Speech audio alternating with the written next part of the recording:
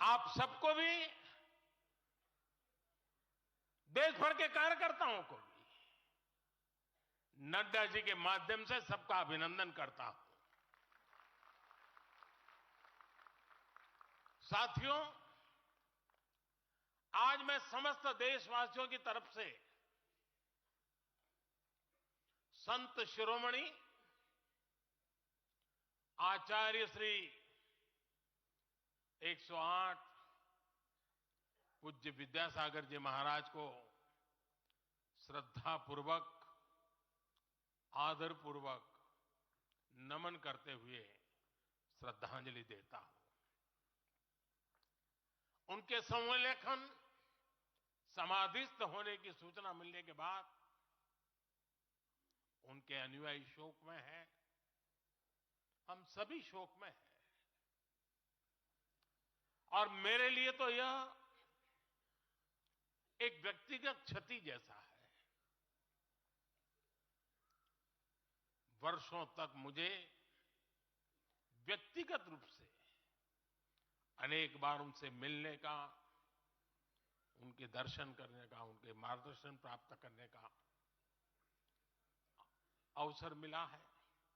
कुछ ही महीने पहले ऐसा ही मन कर गया था, मेरे प्रवास कार्यक्रम को बदल करके बहुत सुबह सुबह मैं उनके पास पहुंच गया था। तब पता नहीं था कि मैं दोबारा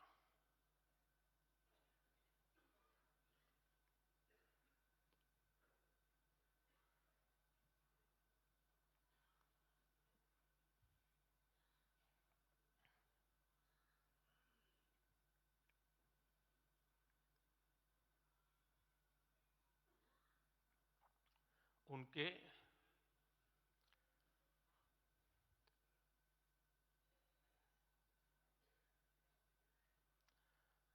दर्शन नहीं कर पाऊंगा।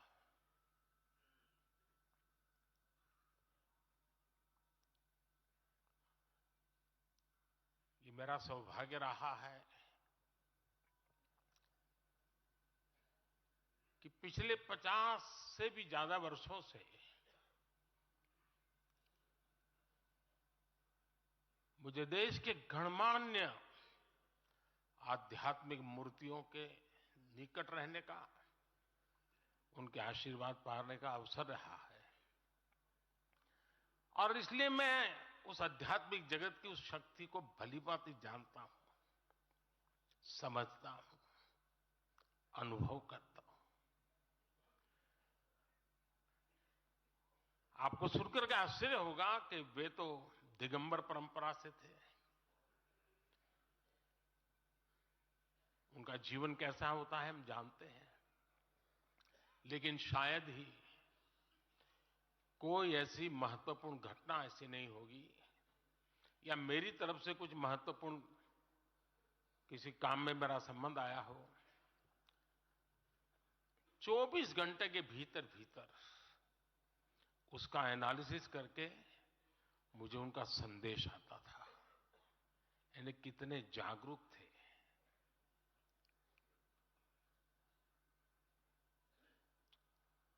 और अपनी विराट आध्यात्मिक यात्रा और उसके बाद भी वो हम सबको हमेशा प्रेरणा देते रहे हैं।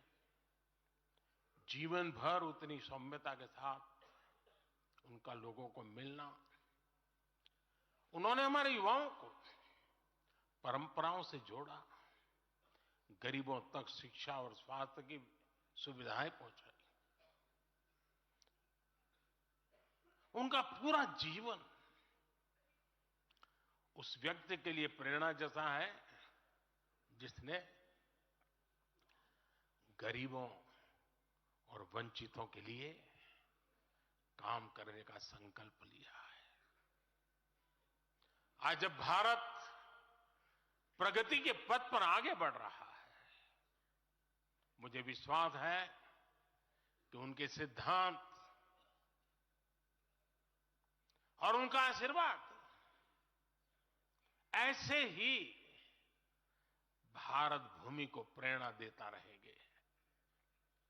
साथियों, पिछले 10 वर्षों में भारत ने जो गति हासिल की है, बड़े लक्ष्यों को प्राप्त करने का जो हौसला पाया है, यह अभूतपूर्व है साथियों।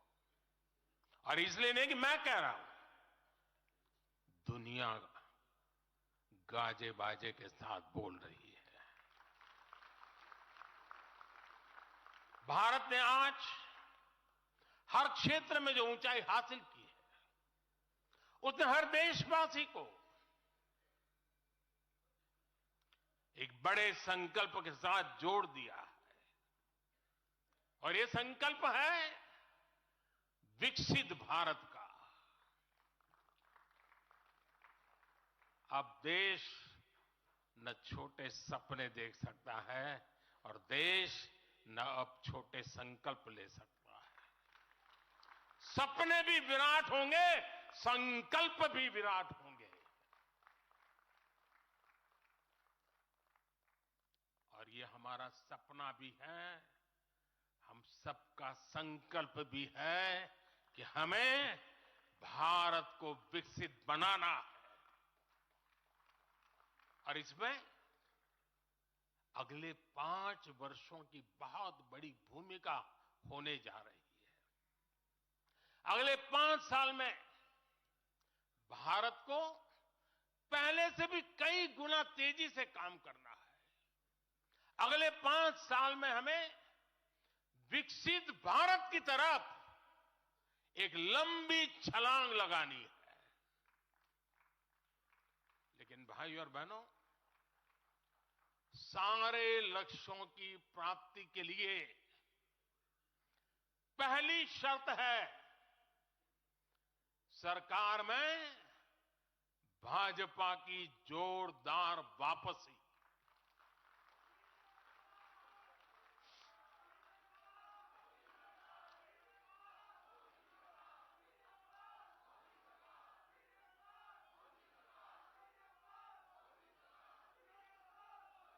आज विपक्ष के नेता भी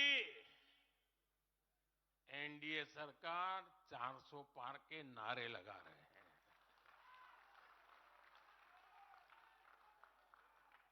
और एनडीए को 400 पार कराने के लिए भाजपा को 370 का माइलस्टोन पार करना ही होगा।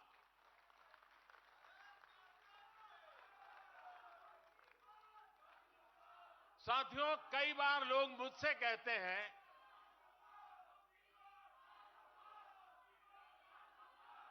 मुझे कहते रहते कि अरे मोदी जी, आपने इतना तो सब कुछ क्या कर लिया, जो बड़े बड़े संकल्प आपने लिए वो तो पूरे कर लिए, अब क्यों इतनी भागदौड़ करनी। साथियों, पूरा देश मानता है